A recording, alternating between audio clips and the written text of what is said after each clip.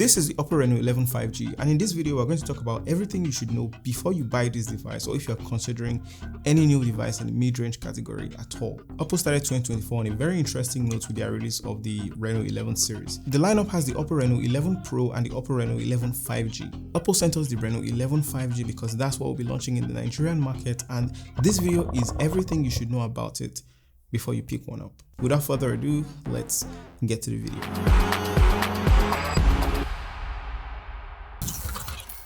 Let's look at what comes in the box. You get this smaller box housing the rubber case, the SIM ejector tool, the safety guide, the smartphone itself, which we'll get to later. After that, we get this sizable 67-watt charger and this very thick cable. I have to say that the design of this device really stood out to me. At a time where many devices are now sticking to the more plain setups for their design, OPPO really took this design personally. I think it's cool to look at. I mean, just look at how it looks. I think it looks good in every angle that you tilt the phone to. OPPO says the back of this phone is nature inspired, and it actually looks like ocean waves that just got stuck on the back of your phone. There's also this touch of glitter that adds some flair to it whenever you look at it at certain angles, and it kind of feels like you're holding a piece of nature in your hands. Well, if you use the phone without a case anyway. The back of smartphones is where companies display their art or the mood for their new device. You'll notice this in many smartphones. This one is no exception. Despite being made of plastic on the back though, it still feels premium. The frame is aluminium, and I think the phone holds up pretty well in terms of build quality. It's also worth mentioning that you're safe from fingerprint smudges with this design, on the back at least. Still on the design, another thing I love is how the cameras are set on the back.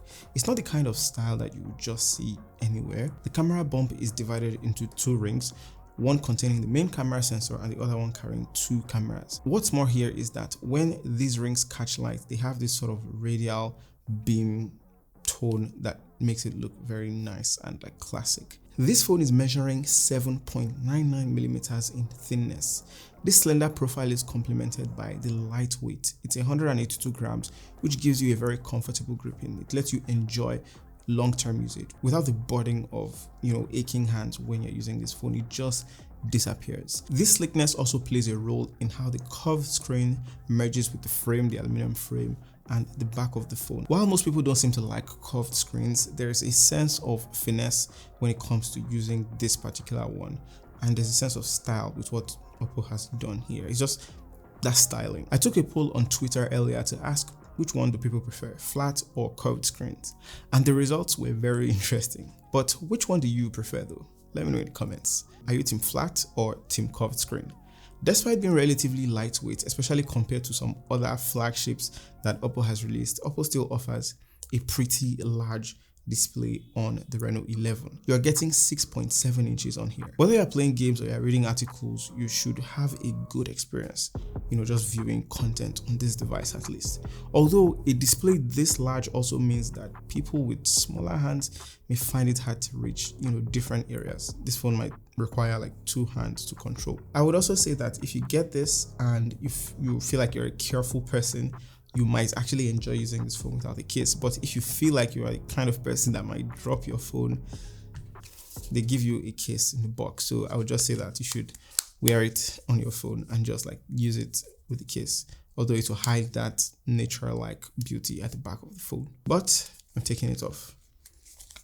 I'll be using it like this. I know I said it before, but I'll say it again. I think the design is the strong suit of this device. How the screen looks is also worth mentioning. It's an OLED panel on here with good colors, and the screen resolution is 1080p by 2412.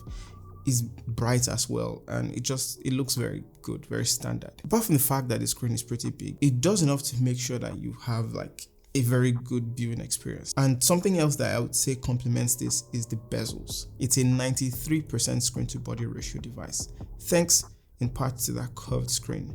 And both of the edges they're just black and they kind of disappear when you're viewing content. So if you're watching a movie, if you're playing games, this is the phone I've been picking to play games, and I've gotten some new mid-range phones. I just picked this one to play games at random sometimes. The Reno 11 also has a refresh rate of 120 Hz, so there's that faster response and smoothness when you're navigating through apps. However, you might want to change your setting from 120Hz to 60Hz or the standard refresh rate if you want to conserve battery. Of course, this means that the phone will not be as smooth as 120Hz, but even that is still decent. Even the 60Hz is still okay, but 120Hz for the win. I don't care about the battery life. If we put everything we like about how it displays aside, let's talk about how the phone actually sounds, without headphones at least. It's got a stereo audio, and the sounds that come out of this, they come out from the bottom speaker and this sort of headphone port here and the top. So it's like a stereo sounding phone, both here and here, and it is actually stereo. It's actually very good. How are you doing? It's mutual. I just feel like I'm watching my TV because I watch you all the time actually. Oh wow. Personally, I would rate this sound quality quite high, and it's actually good enough that you would notice the sound separation. OPPO also has something called ultra volume, where you can increase the volume, like you normally would to 100%. But when you keep pressing to increase the volume, it will go up to 300% and show you like a feedback that this is ultra volume. It's slightly louder, but I didn't notice this feeling boosted or something. It just seems like an extra bit of volume. Would you guys say you have a use case for something like this? Why would you want your phone to be very loud? Let me know. As stated already, the Reno 11 features 3 cameras on the back. Each one serves like their own special purpose. Starting with the main 50-megapixel camera, the photos here are decent in well-lit areas, but you notice the difference in quality when you take photos in an area with poor lighting. This phone performs relatively decent in contrast to other phones that forcefully light up your face or other similar parts of the photo, which eventually lead to the image being overexposed. I also tried the ultra steady stabilization for video, and while it works well, it can only capture 1080p at 60 frames per second rather than 4K. I imagine that feature will probably make this phone cost a bit more. However, you can also achieve a high quality zoom and take clear pictures at up to 5 times zoom. The second camera is a 32-megapixel portrait lens that handles the telephoto function. This camera does well in taking those close-ups because it is a smaller sensor size and lens. In contrast to the wide angle capability of the main 50-megapixel camera, the second telephoto camera can achieve 2x optical zoom for portraits. The last camera here is an 8-megapixel ultra-wide camera that will let you capture a large range without you requiring multiple steps to take, to move back and fill it with angles. You can capture a wide angle shot. You've also got night mode, dual video, high resolution, slow motion, all the other extra features that you get on many modern camera smartphones now, and you have them packed in here. Also, speaking of the selfie camera, it's a 32-megapixel selfie camera. These are the photos I took, and in terms of video, you can record 4K at up to 30 frames per second, 30 FPS, 4K on the front camera. So this is how the front-facing camera's video quality looks on the OPPO Reno 11 5G. And this is the stabilized version, although it's in 1080p. And this is how it looks when it's in 4K. Let me know what you guys think about this video quality, as well as the sound quality, in the comment section below. The OPPO Reno 11 will be shipping with Android 14 and ColorOS 14 as their proprietary software on top of Android. There's this file dock, like what most phones have now, where you swipe from the right side, and here when you swipe from the right side, you can actually take a screenshot, do a screen recording, you can see other apps, and you can even click on recent files to see like your screenshots, your pictures, your recent screenshots or pictures. I also like something that when you take a screenshot, you can actually click extract content, and it will pick out a few things that you can save individually instead of taking a screenshot and then going back to the photo and then cropping it. Here you can just take a screenshot, extract, and it will pick out with AI, you just pick out a certain number of elements in the frame. I think that's also fine. Another thing I like about ColorOS is that when you're in multitasking mode, you can not only scroll by the apps but also scroll by the app icons, which is intuitive. And in screen recordings, you get context awareness in the hole punch area. Here you can interact with your screen recording, end it, save it, and enter into the photo gallery right at the hole punch area. And I think it's a cool addition. We've got a MediaTek Dimensity 7050 processor on here. It's utilizing a 6nm chipset, so it's decently fast. I noticed quite a good, and I think most importantly, efficient performance with this device. I played a lot of games, and whenever you open a game, there's this small notification that pops up. So it's called Hydro Boost. It's kind of like game mode for many devices.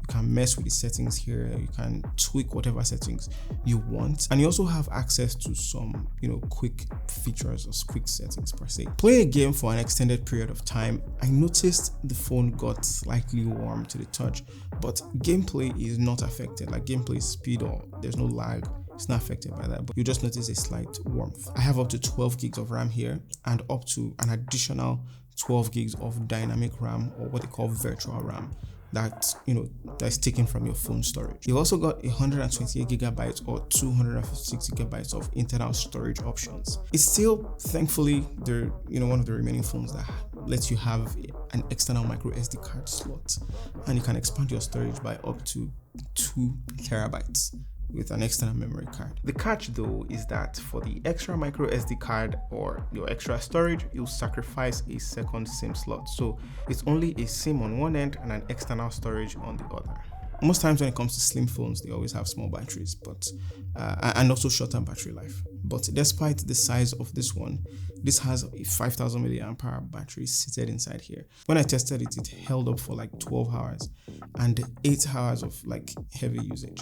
I also gamed for up to 30 minutes, and I noticed that the battery went from like 90% to around like 80 something percent. So I think that's okay. Even if your battery ends up running out, you have a 67-watt charger to boost your charging speed. In our tests in terms of charging speed, this phone charged at a rate of 24% for the first 10 minutes and then 20% every other 10 minutes.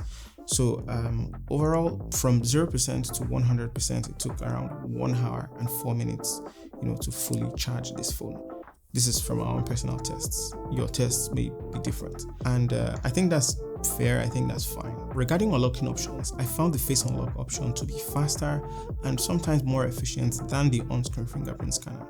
Sometimes, but they work well when they work well. You have to register your fingerprint very well so that you don't, get the trouble down the road.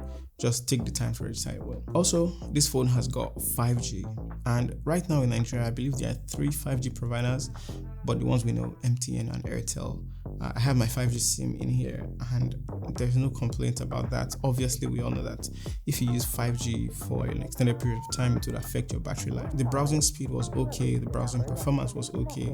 I was able to conveniently read articles and just like browse stuff quickly on here. What do you guys think? All these features, Dimensity 750/50, 12 gigs of RAM, the performance, the sleekness of it, a good show off factor. What do you guys think of this phone? Let me know in the comment section below. Thank you for watching, and I'll be seeing you guys in the very next one.